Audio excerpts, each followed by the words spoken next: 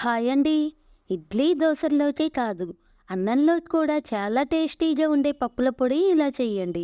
వంట రాని వాళ్ళు కూడా చాలా సింపుల్‌గా చేయొచ్చు ఈ recipe.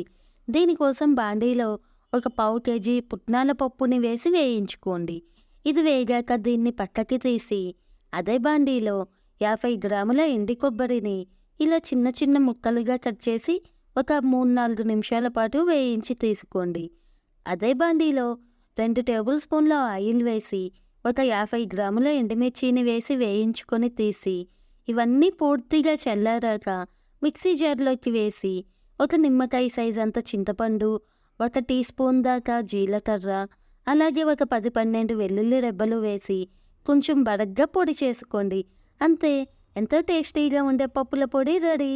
Please do subscribe for more videos. Thank you for the watching.